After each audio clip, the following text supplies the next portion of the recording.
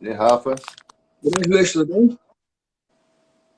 Luiz, tem como botar sua câmera na vertical? É, claro. Sim. Obrigado.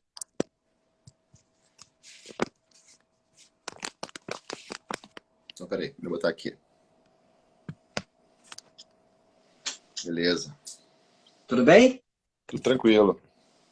Tá ótimo. Pessoal, deixa eu agradecer a todos aí que estão entrando na live. Hoje a gente está recebendo o professor Luiz Cláudio. Tem um currículo vasto aí para gente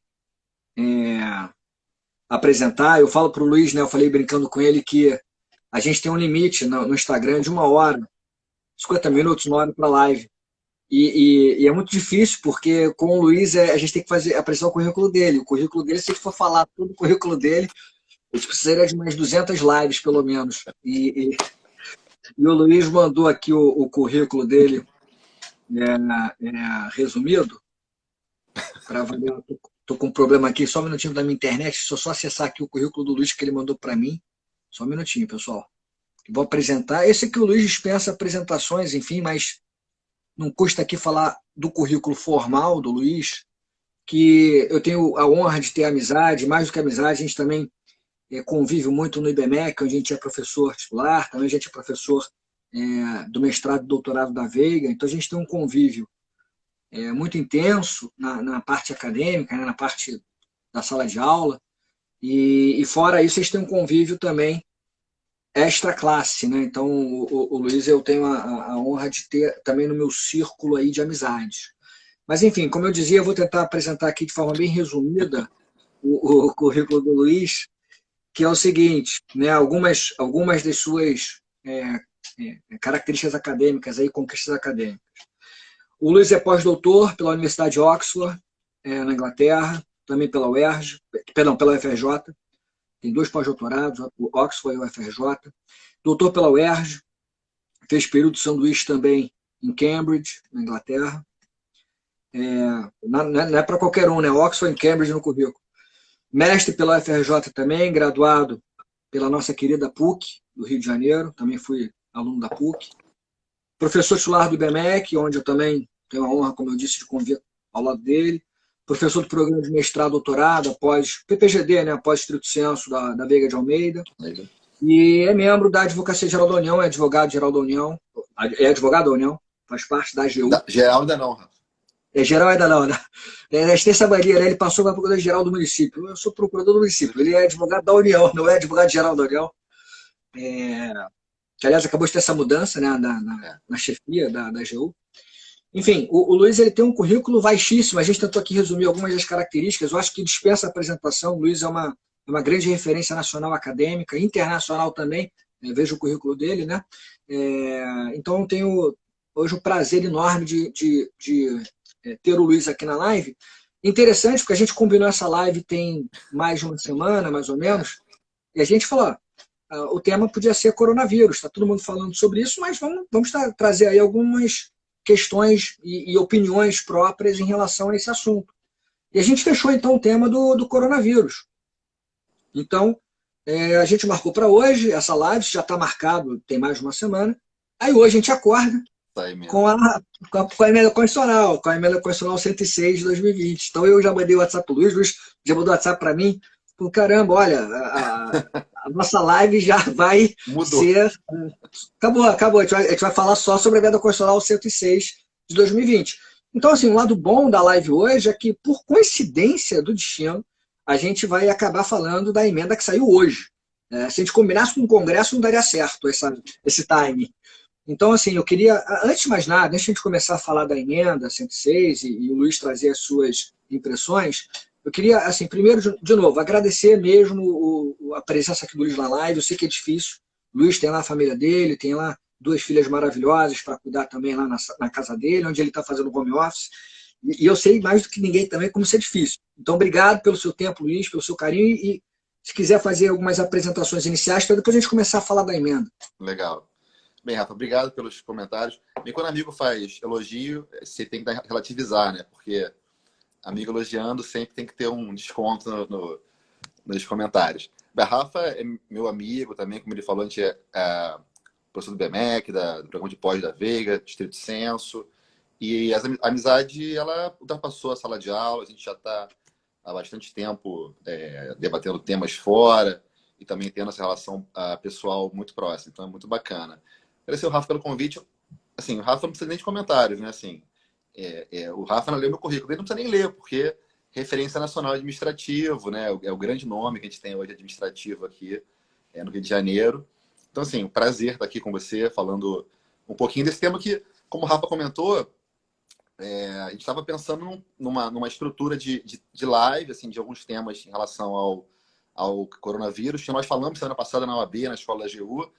E assim, cara, hoje de manhã a gente acorda, estava dando aula, o Rafa, emenda 106, falei, caramba, vamos ver essa emenda. A gente olhou, obviamente a gente vai falar algumas coisas bem incipientes aqui, porque são comentários, né, de uma primeira leitura, essas discussões vão aprofundar.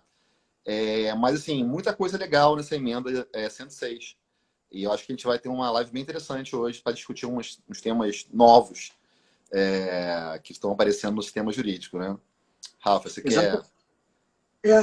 Eu vou passar a bola para o Luiz agora, para ele falar, né, mais especificamente dessa emenda, como a gente está já adiantando, mas como o Luiz comentou, né, a gente tinha pensado em falar em coronavírus, né, os aspectos constitucionais e administrativos, e quando a gente fez a nossa live lá na Escola da Advocacia Geral da União, junto com a ESA, a OAB Rio de Janeiro, a gente falou um pouquinho disso, e basicamente a gente analisou naquele momento a Lei 13.979, de 2020, o Luiz falou também do Decreto Legislativo número 6, de 2020, que declarou o estado de calamidade.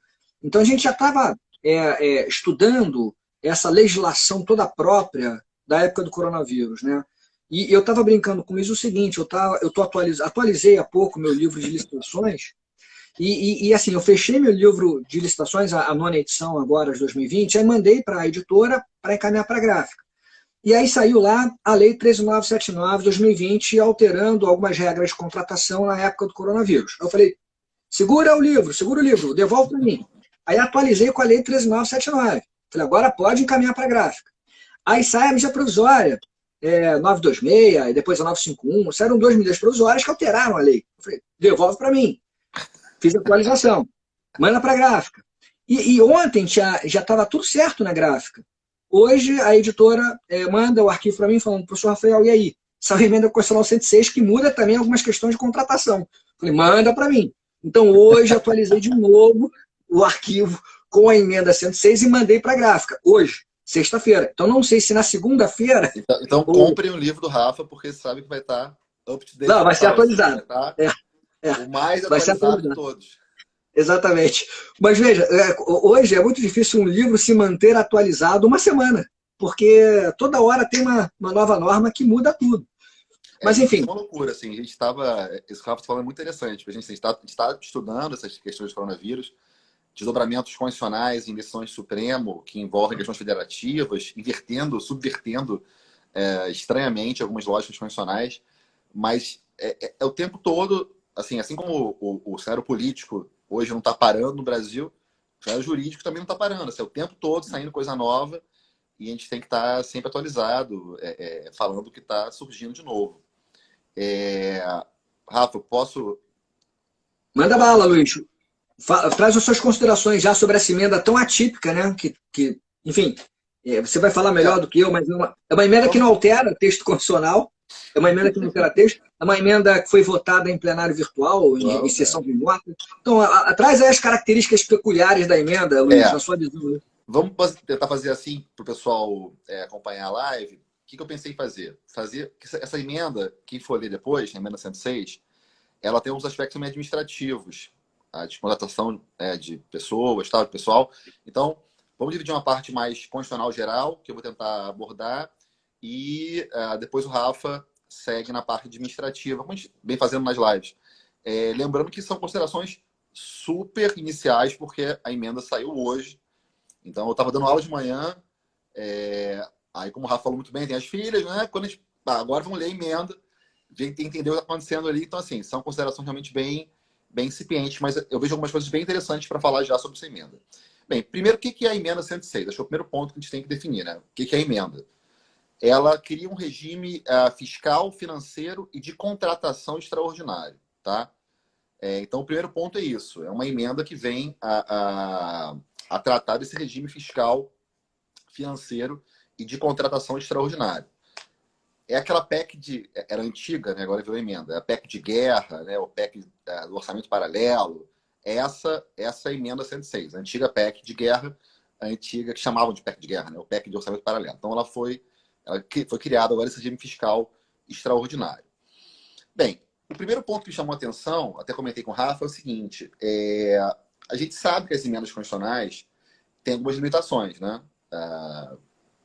Em vários aspectos. Por exemplo, você não pode fazer uma emenda constitucional para mudar a cláusula pétrea, mas também tem uma limitação bem interessante, que está no artigo 60, parágrafo 1º da Constituição, que as emendas constitucionais não podem ser criadas durante períodos de intervenção federal, estado de sítio e estado de defesa. Né? Quem é do Rio deve lembrar que quando o Rio estava em intervenção federal, houve uma discussão de elaborar algumas emendas constitucionais e falar não se pode criar emendas agora porque a gente está no Rio de Janeiro em intervenção federal. Então, a Constituição fala claramente, essas três situações você não pode ter emendas ao texto constitucional. Pois bem, a gente não está nem em intervenção, nem em estado de sítio, nem em estado de defesa. Tá? Eu falei numa outra live, não sei se vocês estão acompanhando as lives nossas, que apesar de eu ter uma certa compreensão da dificuldade teórica, a gente está vivendo um período de limitação de ir e vir, que demandaria, que é uma regra constitucional, do artigo 5º, inciso 15, né? Liberar de ir e vir em tempo de paz, e que a gente está sofrendo uma restrição, e na minha percepção, eu sei que tem teorias diferentes, tem pessoas que pensam de maneira diferente, mas na minha percepção teria que ter uma restrição, a restrição ao artigo 5º, inciso 15, deveria vir por uma outra restrição constitucional que existe. Existem algumas restrições constitucionais que podem ser aplicadas. Não foram aplicadas. Então, o que existe no Brasil hoje na situação da Covid-19? Tá? Bem, primeiro, o que a gente está vivendo já hoje, há algum tempo, o chamado estado de calamidade pública. Tá? Na outra live comentaram, na live da OAB, com a AGU, estado de calamidade pública, estado de sítio, não é a mesma coisa, mas não tem nada a ver. Tá? O que é estado de calamidade pública? Para explicar rapidamente para vocês, porque a gente também não tem muito tempo na nossa live. Esse estado de calamidade pública, ele foi chancelado, ele foi decretado pelo Poder Legislativo do Congresso Nacional por meio do Decreto Legislativo número 6. Tá? Então, o Congresso editou um decreto legislativo, que é o número 6, criando ou instituindo, melhor dizendo, esse estado de calamidade pública. Da onde deriva essa ideia do estado de calamidade pública? Quando você vai no artigo 65 da Lei de Responsabilidade Fiscal, a LRF, a Lei Complementar 101, você observa que o artigo 65 fala o seguinte: você pode começar a descumprir algumas metas fiscais no caso em que o Poder Legislativo, no caso o Congresso Nacional, decrete esse estado de calamidade pública. Isso foi decretado, né? Agora em 2000. Então, o que foi feito, na verdade, pelo Decreto Legislativo número 6, foi isso: permitir que você não cumpra os tetos percentuais de gastos públicos previstos na LRF, na Lei de Estabilidade Fiscal. Tá? Só uma coisa importante, para quem não lembra: a LRF, essa Lei Complementar 101 de 2000, ela tem base constitucional. Qual é a base constitucional dela? É o artigo 169. O artigo 169 fala que a estrutura de gastos públicos vai ser regulamentado por lei complementar, que é essa lei que eu acabei de falar, a LRF, a Lei Complementar 101. Então, quem decretou ou quem instituiu o estado de calamidade pública foi o Congresso Nacional, pelo Decreto Legislativo número 6, que vem a regulamentar o artigo 65, ou vem a instituir essa situação nova que deriva do artigo 65 da LRF. Tá? Questão importante aqui sobre isso. Né? O Supremo julgou o Madin sobre esse tópico, já. Antes da emenda, tá, pessoal? Antes da emenda. Que é a DIN 6357. O que a DIN 6357 fala? Vocês devem lembrar o debate do Paulo Guedes, se podia gastar acima do teto, não podia. Antes da emenda, só explicar, dar uma paradinha aqui e voltar um pouquinho no tempo. Antes da emenda 106, houve uma discussão teórica se o Poder Executivo poderia gastar acima do teto. E aí, como é que foi a ordem normativa, né? Você teve o decreto legislativo número 6, regulamentando o artigo 65 da LRF, e o Supremo, nessa DIN 6357, chancelou a tese, falou, ok, não tem problema nenhum, tá? Se for autorizado pelo Congresso, pode ultrapassar o gasto e tem base normativa, tá? Então, essa primeira situação, estado de calamidade pública, nós já estamos, tá, há algum tempo, desde março desse ano, e sem nenhum problema, tramitando normalmente. A segunda situação que nós estamos também hoje é o chamado estado de saúde pública emergencial, tá? Que é outra situação. O Rafa comentou bem, quem cria esse estado de saúde pública emergencial é a Lei 13979, desse ano também. E essa Lei 13979 é aquela lei que trata daquelas situações que nós estamos vivendo hoje, né? De isolamento, quarentena, restrição de ir e vir. Então, em linhas gerais, pessoal, só para resumir, a Constituição não pode ser emendada durante estado de sítio, defesa e intervenção federal. Nós não estamos indo nesses casos. O que nós estamos hoje é em estado de calamidade pública, que deriva questões fiscais, e também a questão do estado de saúde pública emergencial. É isso que nós estamos vivenciando hoje, tá? Então, a emenda constitucional, beleza, não tem nenhum problema, nenhuma restrição constitucional a prioristicamente em relação a ela. Pode surgir no futuro vícios formais, mas vícios nesse sentido de limitações constitucionais não tem, tá? Esse é o primeiro ponto que eu quero destacar. Qual o segundo ponto que eu acho interessante destacar? O Rafa já antecipou. É a primeira emenda constitucional. Se vocês olharem lá as emendas constitucionais brasileiras, a última foi em dezembro do ano passado. Então, essa é a primeira emenda constitucional aprovada em plenário virtual. Assim, eu comentei isso em sala algumas vezes e quero reforçar aqui agora. É algo que assim, eu tenho umas dificuldades teóricas. Assim, eu sei que a gente está numa situação totalmente atípica, tem que ter medidas para isso. Mas, assim, eu acho que lá na frente talvez a gente venha ter alguns problemas em relação a esse ponto. Porque a emenda constitucional é a alteração mais grave, né, no texto constitucional. Você vai ali alterar o texto constitucional de maneira com rito, né, diferenciado, 2 casas, 2 turnos, bota 3/5. É um rito totalmente diferenciado, muito mais denso. E você está aprovando as emendas por plenário virtual. Não tem plenário físico, não tem, os deputados não estão lá, os senadores não estão lá.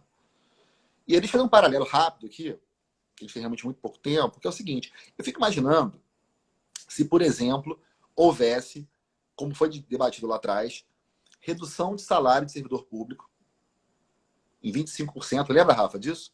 Não. Por emenda constitucional em plenário virtual. Ou seja, aqui é uma regra que é necessária para tocar o Estado numa situação totalmente atípica. Mas eu tenho minhas dúvidas se fosse uma outra emenda constitucional aprovada em plenário virtual, se não ia parar no Supremo no dia seguinte. E talvez pare essa também. Mas o fato é que é um pouquinho atípico. Que eu saiba da história brasileira, nunca houve nenhuma emenda constitucional aprovada em plenário virtual. Então, é a primeira emenda constitucional aprovada em plenário virtual, que é muito, muito atípico, tá? Questão boa de prova, né? Se pode ser aprovado emendas em plenário virtual. Ó, pode. A 106 acabou de ser aprovada, tá? Beleza. Seguindo. Um outro ponto que eu acho bacana, o Rafa também pontuou aqui de maneira breve, mas assim, bem pontual, bem direto, que essa emenda ela tem uma característica um pouquinho distinta das demais. Tá? Por quê? Eu cheguei a comentar, as emendas normalmente fazem o quê? Elas vão alterar o texto constitucional, né? Mudando algum dispositivo, pode revogar um dispositivo da Constituição, né? Uma norma constitucional, ou pode inserir alguma coisa na Constituição. Tá? Então, as emendas têm esse papel central. Essa emenda, quando você vai ler o texto da emenda, ela é muito, muito atípica, porque ela não altera nenhum dispositivo constitucional. Você olha a emenda, ela não fala revoga-se o artigo tal da Constituição, ou o artigo tal passa a ser com tal redação. Ela não altera a Constituição, ela não revoga o dispositivo constitucional, e ela não insere nada na Constituição. O que ela faz, que é algo também muito, muito fora do normal, muito excêntrico, muito exótico, é que ela afasta a aplicação ou ela suspende a aplicação temporariamente, é bom frisar, tá? Ela afasta a aplicação ou ela suspende a aplicação, depende de como você vai entender, temporariamente, durante esse período da Covid, algumas regras constitucionais. Rafa vai acabar falando sobre ela, imagino eu, mas, por exemplo, existe uma regra constitucional que, para contratar com o poder público, você não pode ter dívidas para a Seguridade Social. Né, Rafa? O artigo 195, parágrafo 3º. Parágrafo 3º, isso aí. É um exemplo. Essa emenda fala que está afastado temporariamente esse dispositivo.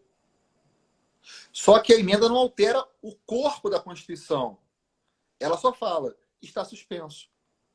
Isso é muito fora de uma lógica regular de emendas constitucionais. Tá? Então, esse ponto também merece destaque, sem dúvida. Tá bom? Um outro ponto que eu comentei com o Rafa, que me chamou bem a atenção nessa emenda, é algo que também não é novo, tá? Deixa eu deixar claro que isso não é novo, mas é uma situação que a gente pode dizer que não é o que se espera de um modelo constitucional. Deixa eu explicar o que eu quero dizer com isso. É o artigo 10 da emenda, se eu não estou enganado. Deixa eu olhar aqui a emenda rapidinho. É o artigo 10, perfeito. O que fala esse artigo? Ele fala o seguinte: ficam convalidados os atos do Poder Executivo, basicamente é isso. Ele convalida os atos do Poder Executivo praticados desde 20 de março. Hoje é dia 8 de maio. Então, o artigo 10 da emenda, ele vai convalidar os atos de gestão praticados durante todo esse período de 20 de março para cá, tá? Contanto que eles sejam compatíveis com essa emenda 106. Tá? Ele cria uma situação que, de novo, não é nova, mas não é comum. Ele cria uma situação que a gente pode chamar de convalidação constitucional.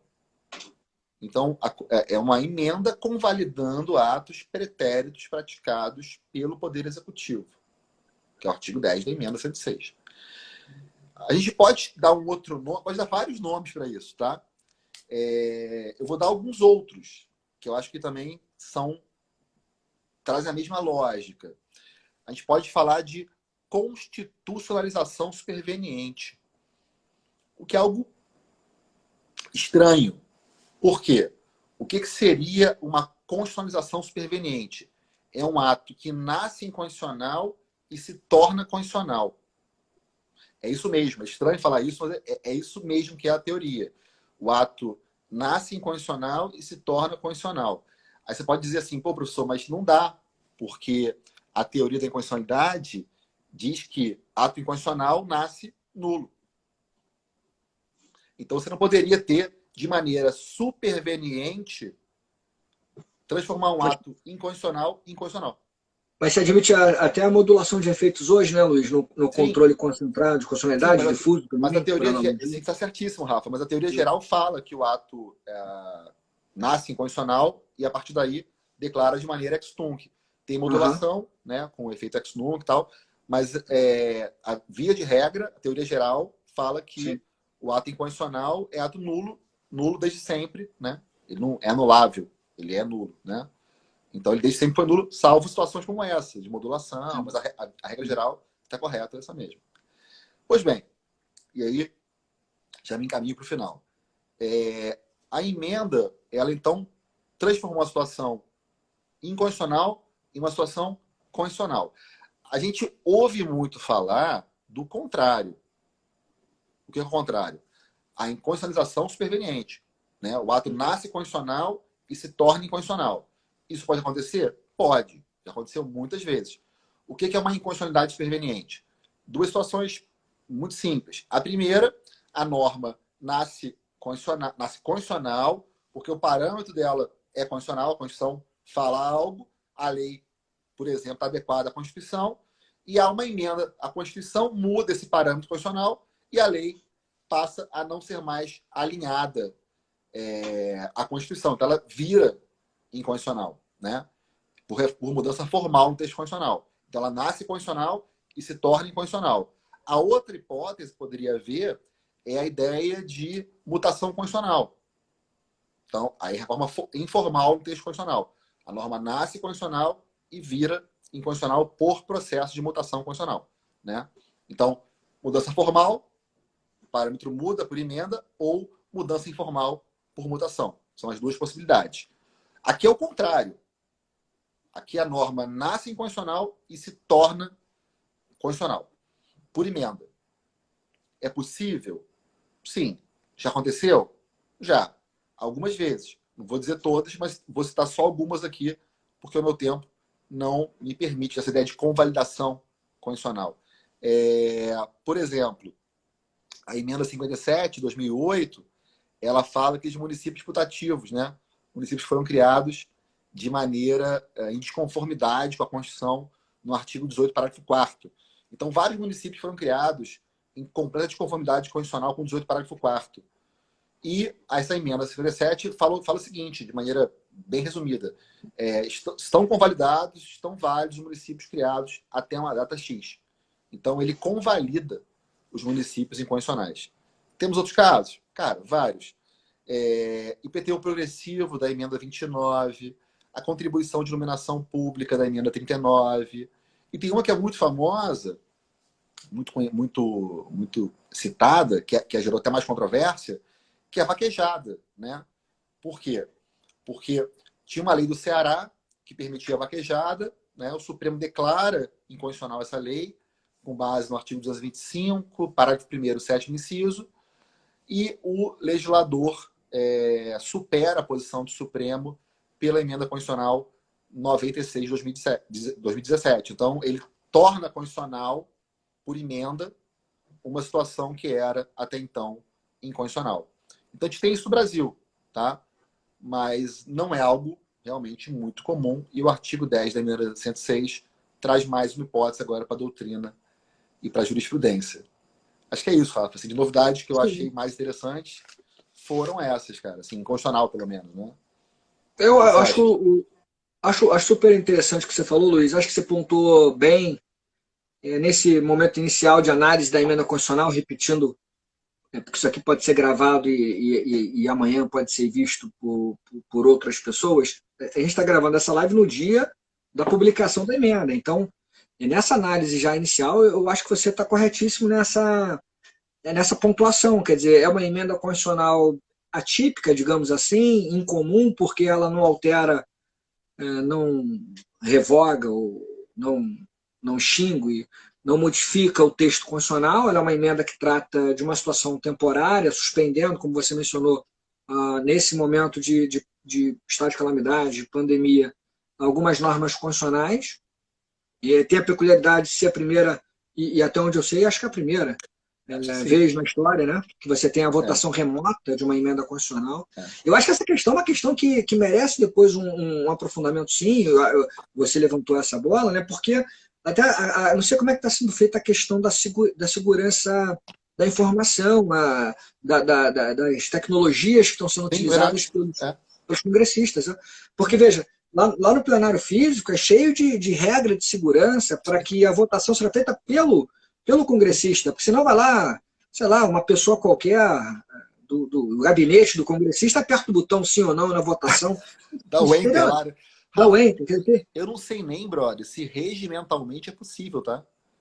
Eu Pois sinceramente acho que a gente tem que dar uma, como você falou muito bem, aprofundar esse tema depois, porque é possível que nem regimentalmente deve ter sofrido uma alteração regimental, porque se deve ter uma regra regimental dispondo como você vota. Claro, tem que ter.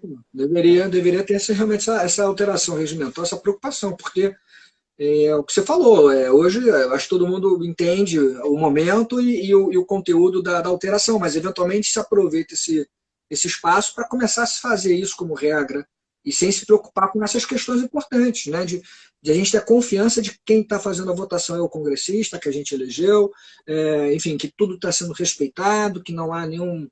Como se faz na votação eletrônica, que já tem toda uma preocupação tecnológica com a votação nas eleições, né, nas urnas eletrônicas, que tem essa preocupação tecnológica também na votação do nosso representante, né?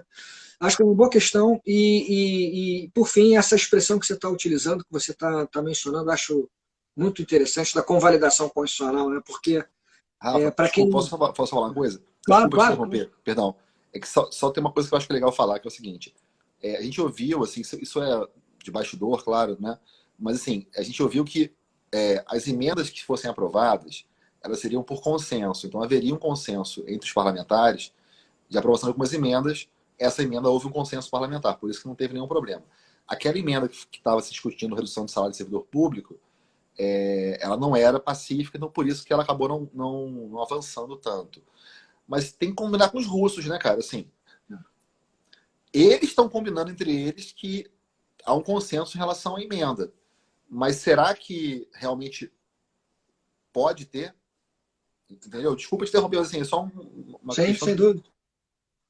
Sem dúvida. Não, acho que é um ponto que tem que ser realmente. Acho que é um ponto bom para se aprofundar em pesquisas aí daqui para frente, pesquisas jurídicas, né?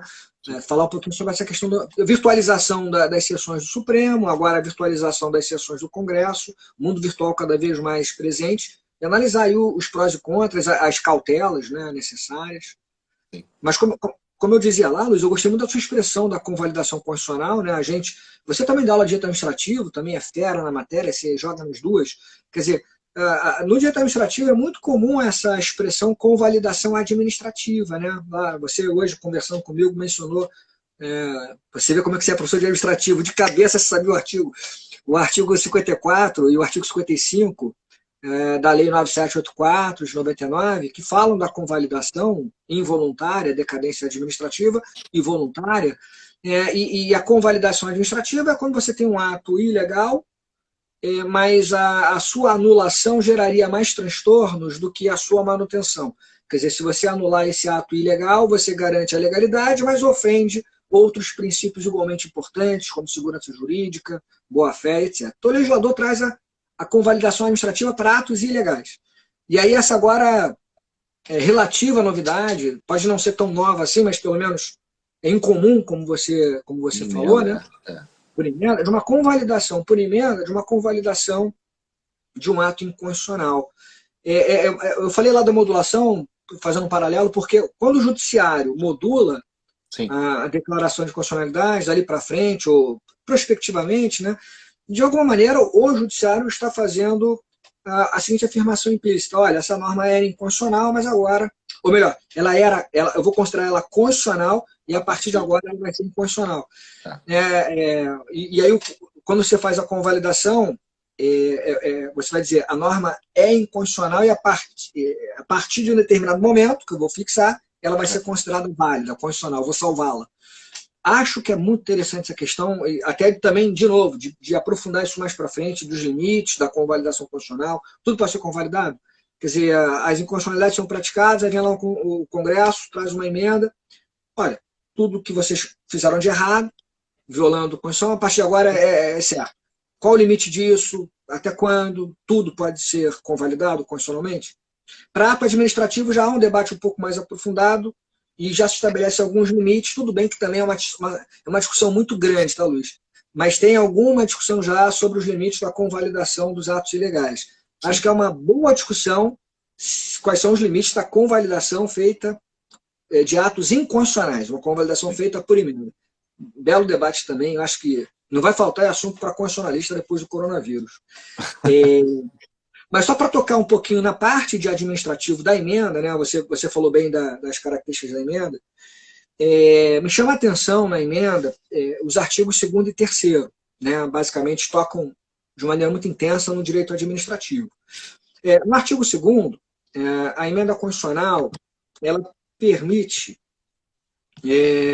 regras, vou usar aqui a expressão colocada no artigo 2º, processos simplificados de contratação, tanto de pessoal, quanto contratação de obras, serviços, compras. E aí o artigo 2º, quando fala da contratação simplificada de pessoal, está mencionando aquela contratação de servidor temporário do artigo 37, inciso 9 da Constituição. Né? Bom, falar em processo simplificado para contratação de servidor temporário, para mim é chover no molhado. Tá falando mais do mesmo. Já é essa a regra, né? a Lei 8745, lá, a lei federal, que fala de servidor estatário, servidor temporário federal, ela já estabelece esse processo simplificado de seleção do servidor temporário.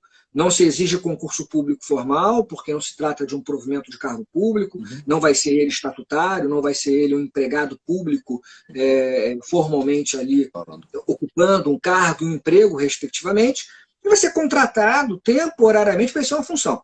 E aí, o 3719, regulamentado por essas leis, não só a lei federal, mas em estados e municípios já temos várias leis específicas, já exigem processo simplificado. Então, nesse ponto, não há grande novidade. Mas há uma novidade importante, ou um ponto importante, porque para essa contratação temporária de servidor, em que você vai ter o processo simplificado de seleção, que já existia, o artigo 2º da emenda diz que não precisará ser observado, será dispensada a aplicação do artigo 169, parágrafo 1º, da Constituição Federal, e que estabelece lá como uma exigência, por exemplo, para a contratação de pessoal, de dotação orçamentária prévia que cubra as projeções dessas despesas que vão ser realizadas com esses servidores contratados. Então, essa questão fiscal que o Luiz falou muito lá na apresentação dele, de novo aqui a questão orçamentária, fiscal, né?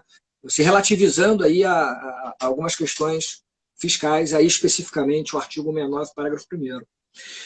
E aí, no próprio caput do artigo 2º, além de falar da contratação simplificada de servidor temporário, se fala também na contratação simplificada de obras, serviços e compras. E aí que me parece que a Constituição Federal não foi muito a emenda constitucional não foi muito detalhista aí, né? E isso vai gerar certamente algum debate na prática, porque o que é essa contratação simplificada de obras, serviços e compras? Me parece que está autorizando aqui o artigo 2º a administração pública fazer aquilo que já era relativamente comum nas empresas estatais, fazendo um paralelo. Por quê? Porque em relação às empresas estatais, você tem lá hoje especificamente uma lei, que é a Lei das Estatais, a Lei 13.303, que regula o processo de licitação e contratação dentro dessas estatais. E tal como já acontecia anteriormente, inclusive a Petrobras tinha um regulamento específico, né? Agora a lei das estatais remete aos regulamentos das estatais a definição exata da procedimentalização, da contratação. Era muito comum, então, a gente ter regulamento dentro do estatal, estabelecendo procedimentos, ainda que mais simplificados, para licitações e contratações. Mais simplificados se compararmos com a Lei 8666 de 93. Então, mal comparando, é como se o artigo 2º estivesse dizendo, olha, durante a pandemia, durante o estado de calamidade, os entes federados podem estabelecer procedimentos simplificados para essas contratações, desde que haja respeito, como se fala lá no artigo 2º, à competição e à igualdade, à isonomia, o que é muito amplo. Então, me parece que seria mais seguro, talvez, o ente federado que vai fazer essa contratação simplificada estabelecer, nem que seja por meio de algum ato normativo, administrativo ou lei, se entender que é o caso, algumas regrinhas desse processo simplificado. Porque lá para a contratação do servidor temporário, o tal processo simplificado já tem uma base na legislação. A lei de cada ente que fala de contratação temporária já define mais ou menos os limites, os parâmetros dessa contratação temporária. Eu acho só complicado a gente olhar para esse artigo 2º como um cheque em branco para falar, olha, contratação simplificada. Sei lá o que ele vai entender isso. Ele vai entender que basta ligar para 3 fornecedores, olha, é isso, então eu vou contratar você. É assim? É tão simplificado a esse ponto? Acho que não seria tão simplificado a esse ponto. Mas certamente mais simplificado do que aquilo que a gente já conhece. Me parece mais seguro o ente federado estabelecer por meio, seja de uma norma, um ato legal, seja por meio de um ato administrativo, normativo, um decreto normativo, alguma norma, pelo menos, que estabeleça quais são as regras mínimas para esse processo simplificado. Porque vai ficar muito aberto. Sim. E aí o Luiz tocou num ponto lá na apresentação dele, que eu acho fundamental, que é a questão da Seguridade Social, né? Porque o artigo 3º, parágrafo único da Emenda Constitucional 106, afasta a aplicação do artigo 195, parágrafo 3º, durante a pandemia.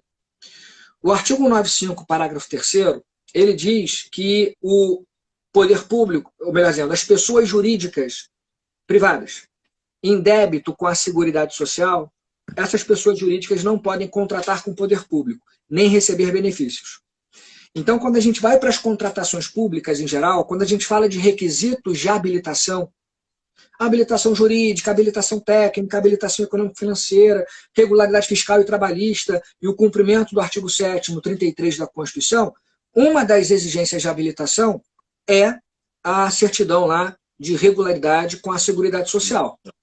E quando a gente vai para a legislação ordinária de licitações e contratos, a Lei 8.666, a Lei 8.666, ela traz essas exigências todas de habilitação, inclusive, então, a Seguridade Social. E quando ela afasta, por exemplo, para convite, ela simplifica documentos de habilitação para modalidade de convite, tem algumas relativizações, ela não afasta, ela jamais afasta o artigo 95, parágrafo 3º. Nem poderia, a priori, porque é uma exigência constitucional, então não pode a lei afastar uma exigência constitucional, né? Senão a lei seria inconstitucional. Quando veio a Lei 13.979 de 2020 para falar do coronavírus, o artigo 4º F da Lei 13.979 permitiu, durante a pandemia, essa lei estabeleceu regras mais flexíveis e informais de contratação durante a pandemia. O artigo 4º F permitiu que, na hipótese concreta, havendo alguma restrição de fornecedores, poderia o poder público dispensar uma série de requisitos de habilitação. Poderia dispensar requisitos de habilitação, salvo, exceto, a questão da Seguridade Social. Essa não poderia ser afastada. E lá também menciona que não poderia ser afastada a exigência do artigo 7º, 33 da Constituição Federal, que cá entre nós é para inglês ver, né?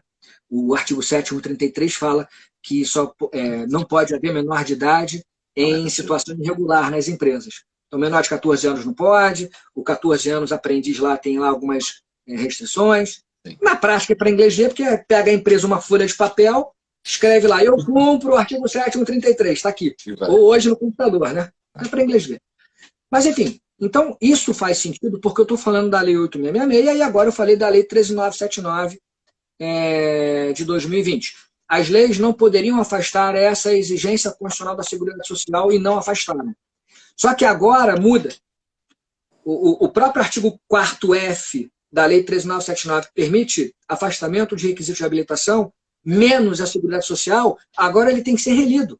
Já vejam aí uma lei da época do coronavírus, né, já sofrendo o impacto de uma emenda constitucional da mesma época do coronavírus, em menos de um mês. Sei lá, 2, 3 meses. Um mês e meio, né? Mês e meio, exatamente. Pouquíssimo, um espaço curtíssimo de tempo. Então, hoje, com o artigo 3º, parágrafo único da Emenda Constitucional 106 de 2020, você tem que reler a Lei 13.979, nesse artigo 4º F, para dizer que até mesmo aquelas exigências constitucionais em relação à Seguridade Social podem ser afastadas. Quer dizer, flexibilizando, né, tirando algumas amarras para essas contratações públicas, tentando, a gente entende, né, tentando facilitar e trazer uma celeridade maior para a contratação pública, porque a gente está numa situação completamente atípica e emergencial. Mas, enfim, então são vários aspectos aí que a gente poderia destacar. Eu acho que basicamente, os artigos 2º e 3º trazem essas consequências. Só para não dizer que eu não mencionei, Luiz, o artigo 3º, caput, ele ainda flexibiliza o artigo 16 da LRF. Você mencionou a LRF, né? A Lei de Responsabilidade Fiscal, ela tem uma aplicação nas contratações públicas, né? E para quem lida com licitação e contrato, e eu lido com isso, e lido há muito tempo com isso, quando a gente lá na Procuradoria tem um checklist para avaliar editais de licitação e contratos, a AGU tem, todos os órgãos jurídicos fazem a sua análise, né? A planilhazinha, tem lá a necessidade de atendimento do artigo 16 da LRF. Né? E o artigo 16, quer dizer, o artigo 15 da LRF diz que você tem que respeitar o artigo 16 quando você vai gerar despesa, enfim, assumir obrigações. E aí o artigo 16 fala da criação, expansão e aperfeiçoamento de ação governamental que acarreta aumento de despesa. Então, uma pergunta que a gente sempre faz como órgão de controle interno, o Luiz, AGU, eu, procurador do município e outros colegas, olha, você observou o artigo 16 da LRF? Essa contratação que você vai fazer, ela vai criar, expandir, aperfeiçoar, como fala o artigo 16, ação governamental e vai acarretar aumento de despesa? Bom, se não vai acarretar aumento de despesa, está cumprida. cumpriu o artigo 16. Mas se vai gerar uma despesa, acaba ali. Você não pode seguir em frente. Senão você vai desrespeitar a LRF. Ou vai ter que trazer alguma saída orçamentária, fiscal para essa questão. A emenda constitucional 106, no artigo 3º, ela flexibiliza isso.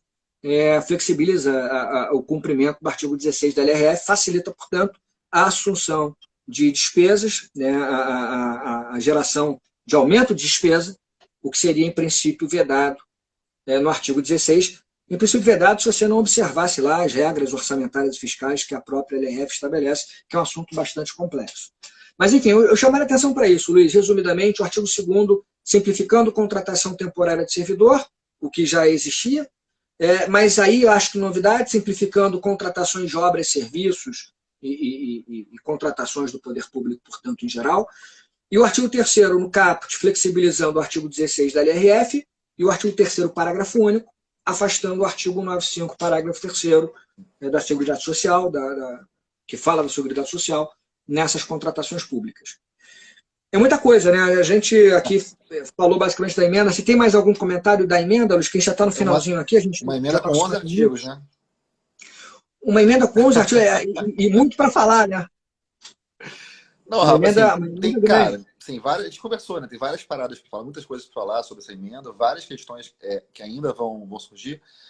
E, sim, só para pontuar aqui, só duas coisas para a gente encerrar. Assim, um ponto também chama atenção é o artigo 9º da emenda, que ele fala de um controle pelo Congresso Nacional de atos que venham a descumprir a emenda. Ele fala que o Congresso pode controlar e suspender por decreto legislativo decisões do Poder Executivo que não cumpram o que está na emenda 106. Assim, isso é meio óbvio, né? Assim, controle... Agora, isso está ligado a um outro ponto que eu venho debatendo muito, que é o seguinte. Por exemplo, se nós tivéssemos... Eu não estou defendendo isso abertamente, eu só estou pontuando. Se nós tivéssemos, por exemplo, estado de defesa, seria regras constitucionais para limitação do fluxo de ir e vir. Só estou pensando no plano teórico, tá? Não estou botando isso de maneira prática. O estado de defesa pressupõe autorização a priori, concomitante e a posteriori do Congresso. Há um controle em 3 momentos, né? Me parece, assim, sendo bastante honesto, que esse sistema normativo do coronavírus, eles tentam, de alguma maneira, burlar é uma palavra muito forte, mas buscar soluções alternativas para a questão constitucional e acabam enfrentando lá no final o mesmo problema, porque vai ter que ter um controle a posteriori concomitante do Congresso. Então, assim, o artigo 9º, ele acaba voltando essa discussão de que no modelo de check and balance você vai ter que ter o controle do cumprimento de emenda pelo Congresso Nacional com base no artigo 9º, que, obviamente, já é um ato típico do Congresso, o artigo 49, incisos 9, inciso 10, tratam do assunto, por exemplo. Então, assim, nada novo, mas me parece que ele acaba sendo um pouco circular no argumento.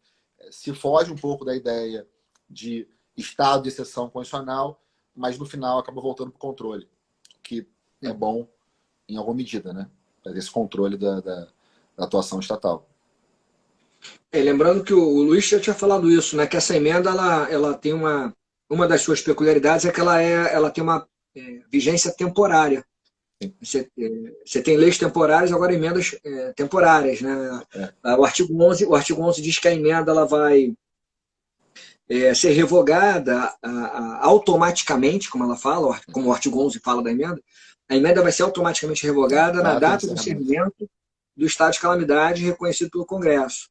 Então, no dia que acabar formalmente o estado de calamidade, houver esse reconhecimento, a emenda constitucional não pode mais ser aplicada.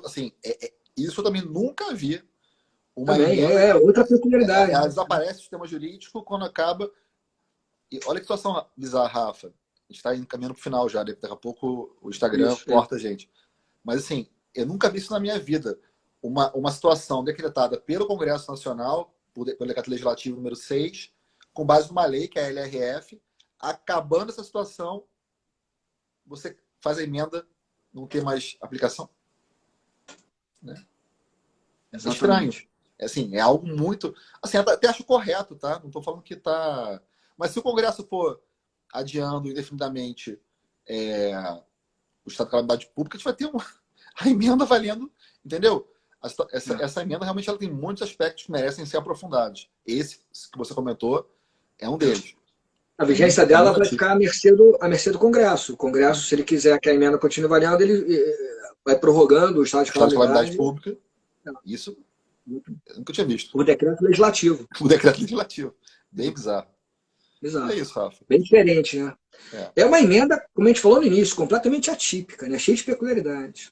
E só, se você quiser assim, também pontuar, assim, a gente está vivendo aqui, quem não está assistindo do Rio de Janeiro, o estado do Rio e o município do Rio também estão em estado de calamidade pública, decretados.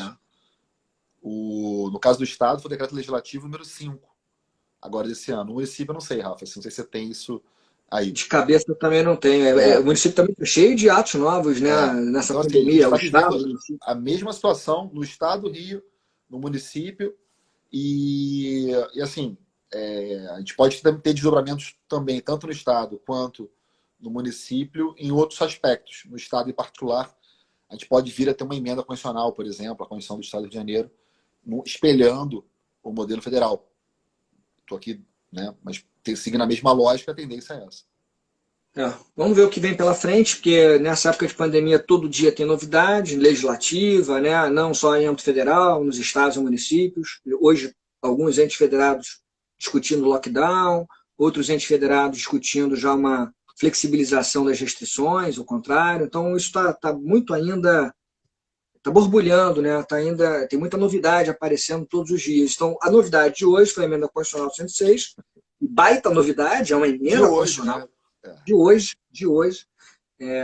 E vamos ver se aparecerem outras novidades aí, a gente volta a fazer lives, né, Luiz? Assunto acho que não vai faltar. O que pode faltar, às vezes, é o tempo que a gente tem para ficar fazendo essas lives. Mas eu espero que a gente consiga achar mais alguns buraquinhos na nossa agenda para voltar a essas conversas, porque eu aprendo muito, acho que você levanta alguns pontos que me fazem refletir, e é bom ouvir. Eu tenho chamado para lives assim, pessoas de outras disciplinas. Né? O direito constitucional e administrativo andam de mãos dadas. Mas eu tenho chamado professores de penal, processo civil, enfim, e que trazem sempre um olhar diferente, fazem a gente avançar em algumas reflexões. Então foi excelente papo, Luiz. Você é muito didático. Aliás, é óbvio, você é um professor nato. Já sei das suas qualidades dentro da sala de aula, então aqui eu acho que você mostra como você é didático, você conseguiu falar de uma forma bem didática de um assunto super complexo. Isso é importante, porque a nossa live ela é bem heterogênea. A gente tem muitos alunos da graduação, aliás, nossos queridos alunos do BMEC, muitos estão aí assistindo, alunos do nosso mestrado, doutorado da Veiga, enfim. Daniel Bucar aqui, o Márcio Forte, um abraço para eles. Márcio Forte. Daniel passou também, Daniel Bucar? Passou agora. Falei com ele hoje, um abraço. Alessandro, todo mundo. Um abraço para todos. Eu queria agradecer, então, Luiz, a sua live. Deixei para você se despedir dos nossos amigos que estão assistindo a live com a gente. E já de antemão, muito obrigado. Suas palavras finais aí, Luiz. Rafa, obrigado, cara. Assim, é um prazer estar aqui nessa live contigo. Assim, espero que a gente faça novas. Já não é a primeira, mas assim, sempre muito bacana estar contigo. Você sempre também, mesma lógica, assim, ser super didático. Você levanta os pontos ali de maneira bem específica, os temas mais controversos, você bota de maneira muito clara para os alunos e para os ouvintes aqui. E é um prazer estar com um amigo conversando, né? É um bate-papo, na verdade, né? De temas que a gente vai aqui pensando no dia a dia, porque a nossa função, além da advocacia pública, é a função de estar pensando direito, né? E tentar pensar o direito. É muita pretensão minha pensar o direito, mas tentar pensar o direito. E é isso, assim, é bacana a gente ter esse bate-papo e levantar alguns pontos controversos. Espero que não tenham tantos pontos controversos para o futuro, porque tá complicado, né? Todo dia uma coisa nova, a gente para de dormir, né? Porque toda hora... A gente tem que acompanhar, conhecer os atos normativos, entendê-los, interpretá-los e evitar os conflitos. E todo dia tem novidade. O Supremo o tempo todo, com posições novas. E tem o Supremo. Assim, não tem o Supremo, né? Que a gente nem falou do Supremo hoje, porque não dá nem tempo do Supremo se manifestar ainda. Mas logo vai chegar alguma coisa do Supremo para a gente analisar. Então, cara, um prazerzaço. Obrigado desde pelo convite. É sempre bacana estar falando contigo. E esperar que a gente em breve tome um café presencialmente, né? E não saudade do nosso café. Saudade de você, isso aí. Um abraço. Obrigado, Luiz. Um abraço, saúde para você e para sua família. Obrigado a todos que assistiram a nossa live. Saúde para todos vocês. Fiquem em casa e até a nossa próxima live. Beijos e abraços. Tchau, tchau. Abraço, Rafa. Abraço, pessoal. Obrigado. Abraço. Abração.